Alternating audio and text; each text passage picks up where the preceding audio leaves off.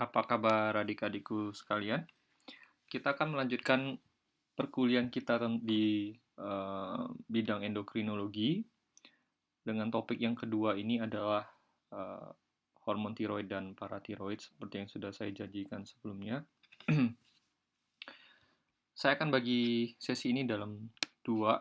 Yang pertama akan saya ajarkan tentang pemeriksaan hormon tiroid, kemudian dalam rekaman yang kedua akan belajar tentang hormon paratiroid. Akan saya ajarkan hal-hal yang tidak terlalu banyak supaya adik-adik sekalian bisa menikmati dan boleh belajar dengan cara yang sederhana. Oke, hormon tiroid nanti kita akan belajar jenisnya, fungsinya, dan pemeriksaan lab hormon. Kelenjar tiroid sendiri itu ada dua sebetulnya, yaitu sel folikuler dan parafolikuler, di mana sel folikuler inilah yang menghasilkan hormon tiroksin atau yang dikenal sebagai T4 dan triiodothironin atau yang kita kenal sebagai T3. Sedangkan sel parafolikuler itu kerjanya dalam memproduksi hormon kalsitonin.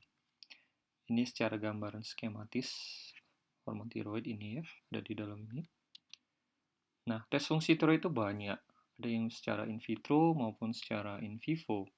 Secara in vitro ada TSH, thyroid stimulating hormone, free T4 atau free thyroxine, dan free T3 atau free triiodothironin.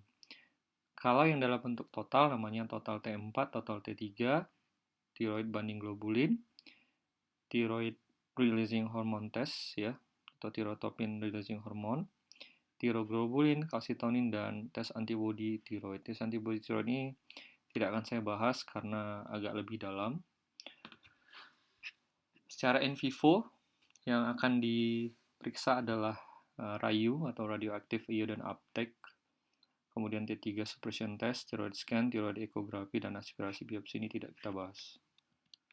Nah, yang paling banyak dikerjakan apa saat ini ternyata masih total T3 dan total T4. Sebetulnya sebaiknya ke depan pemeriksaan ini harus semakin berkurang karena sudah ada dalam bentuk free T4 dan T3. Kemudian apa saja yang mempengaruhi pemeriksaan, apa saja yang mempengaruhi total T4 dan T3? Tentu dipengaruhi secara in vivo, dipengaruhi oleh total thyroid binding protein, terutama thyroid binding globulin.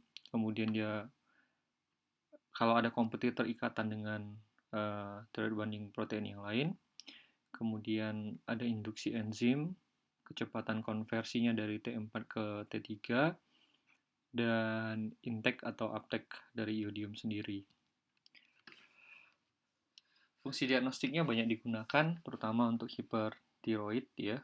Untuk hipotiroid biasanya T3 tidak selalu sesuai, oleh karena sering terjadi pada sindroma T3 yang rendah, kemudian pada hipotiroid sekresi T3 yang dominan, dan waktu paruh T3 ini lebih rendah daripada T4. Jadi karena cepat dikonversi ya, jadi cepat waktu paruhnya hanya cepat, jadi sehingga T3 yang ada ini tidak menggambarkan hal sebenarnya. Metode yang banyak digunakan seperti saya jelaskan sebelumnya adalah enzim immunoassay, terutama ELISA yang kompetitif. Secara in vitro tentu banyak dipengaruhi oleh obat-obatan, antikoagulan, dan bahan pengawet. Nilai rujukannya kalau dalam mikrogram adalah 5,8 sampai 11,7 untuk T4 dan T3 dan 0,07 sampai 0,19. Perhatikan kadarnya sangat rendah ya.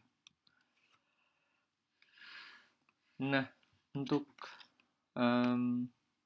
yang dalam bentuk bebas atau FT4 dan T3, FT3 ini menggambarkan status metabolik yang sesungguhnya. Jadi kalau gambaran klinisnya adalah hipertiroid, tentu yang bentuk free sangat banyak. Dan dia tidak dipengaruhi oleh protein yang mengikatnya. Nah, FT3 dan FT4 ini langsung dipengaruhi oleh aksis hipotalamus, hipofisis, dan yang dikenal sebagai HPT aksis ya. Aksis ini hormon tiroid. FT3 sebetulnya lebih baik daripada FT4 untuk mendiagnosis hipertiroid yang borderline dan hipertiroid yang sedang diterapi. Yang ketiga adalah TSH atau thyroid stimulating hormone. Banyak digunakan untuk membedakan antara yang baik itu hipertiroid atau hipotiroid yang primer maupun sekunder. Di mana pemeriksaannya banyak menggunakan IRMA dan ICMA, yang seperti sudah saya jelaskan di perkuliahan sebelumnya, dan kadarnya adalah sensitivitasnya adalah 0,07 sampai 0,8 mikrounit per liter. Sedangkan ISMA adalah 0,004 ya, lebih kecil lagi. Jadi chemiluminescence itu lebih sensitif lagi. Nah, perhatikan bahwa TSH itu mempunyai diurnal rhythm ya, di mana maksimalnya adalah pada dini hari ya, dan kadar terendahnya adalah pada siang sampai sore hari. Nah, referensinya adalah sebagai berikut. Nah, TSH ini pada hipotiroid primer, maka T4 akan menurun, TSH akan meningkat lebih awal. Sedangkan pada hipotiroid primer yang diterapi, TSH akan tetap rendah, kadang-kadang tidak terukur, apakah karena overdosis atau memang karena pengaruh dari T3-nya sendiri. Sedangkan hipertiroid yang diterapi biasanya TSH-nya merespon dengan lambat, dan T4 yang rendah itu biasanya terjadi pada lebih awal ya. Tiroid banding protein itu disintesis oleh hati, jadi hati-hati pada kelainan-kelainan liver, tentu protein pengikatnya juga akan terganggu.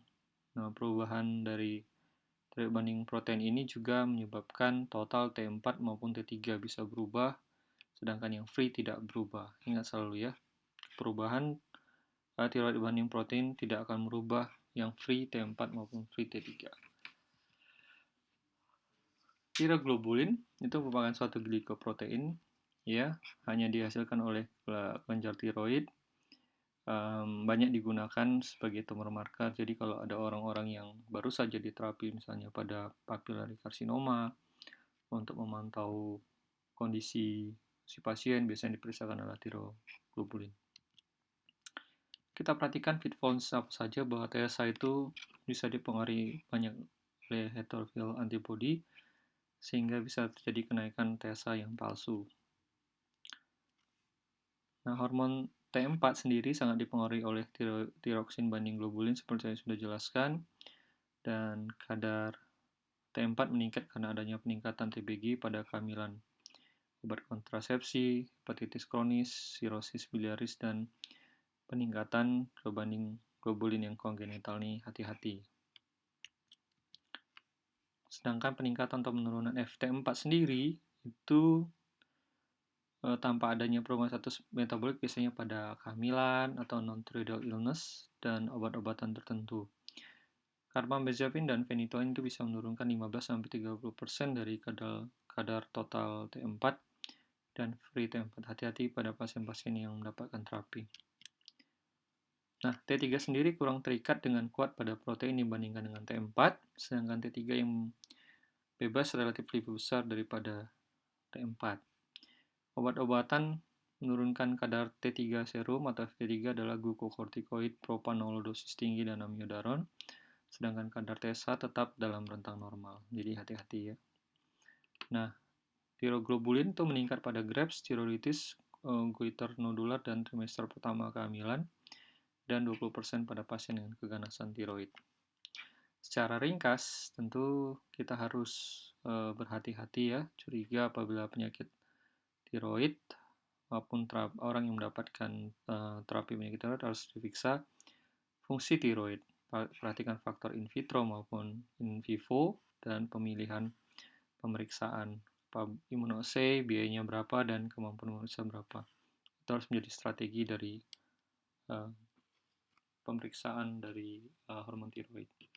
Itu saja yang bisa saya sampaikan pada fase pertama ini. Terima kasih.